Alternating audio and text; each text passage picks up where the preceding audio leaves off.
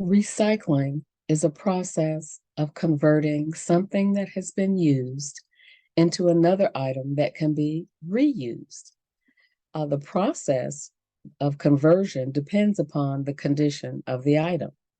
Hi, my name is Gladys Bell, and I'm a volunteer with the Motherless Daughters Ministry, if we haven't met already. Thank you for allowing me to be part of your day. You have every week a standing invitation with us to join us for a few minutes of conversation to support motherless daughters by sharing information, our stories, and encouragement. If this message is helpful to you, we'd like to ask you to share it with other motherless daughters, give us a thumbs up, a review, and subscribe to our channel. As I record this video, my husband and I are quarantined in our home after both having tested positive for COVID-19.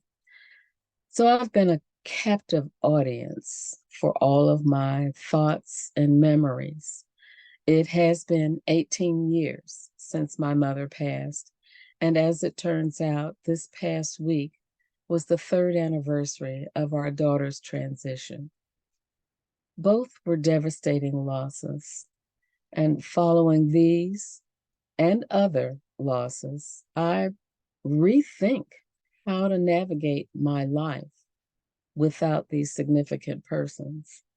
Many things had to be rethought out, replanned, restructured. So basically, I recycle myself. The three R's, reduce, reuse, and recycle, became very popular as we all talked about recycling.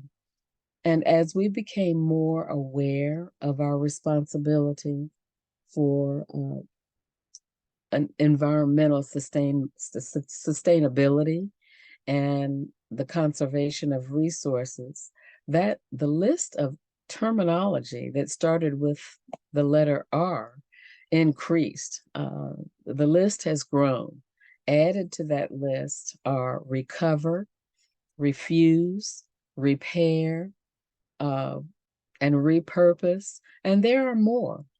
All of these describe some aspect of reducing the amount of waste and non-reusable packaging that goes into landfills. The Bible tells us that there is no new thing under the sun. That comes from Ecclesiastes 1 and 9. We can see recycling from the very beginning of time. In the book of Genesis, Adam and Eve, quote, sewed fig leaves together and made themselves aprons. That's in Genesis 3 and 7. So they repurposed something that had been created. In the book of Jeremiah, the 18th chapter, it tells us that a vessel was marred, quote, marred in the hand of the potter. So he made it again another vessel. So here again, something was retooled to be another object that could be used again. Currently, I am challenged by recycling and repurposing lots of things that I have kept for various reasons for a very long time. In order to do this, I had to recycle my thinking about all of these items. For a great majority of them, I found that there was no longer a reason to hold on to them. The people who may have been interested in them are no longer here. This was a startling revelation for me, an aha moment. There's no one left who is interested in the documentation of my activities, events, milestones, accomplishments, and acknowledgments. There are additional categories of material items that represent wonderful memories of people, events, and periods of my life. But these items don't hold any meaning to anyone who is still here. So the major hurdle of recycling me has been the restructuring of my thought processes. So recycling, pardon me, doesn't only apply to items, but it also applies to our thinking.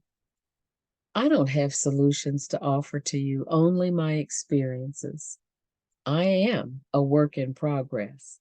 I haven't figured it all out yet, but I can tell you this, that my hand is in the hand of my Lord and Savior. And well, because the hymn says, where could I go but to the Lord? And with the kind of burdens that I'm talking about, there really isn't any other place to go. Whatever my purpose is, He is going to get the glory. He has provided me with a circle of support, much of which comes from the community of women in the Motherless Daughters Ministry. We are here for you. And remember, you are not alone.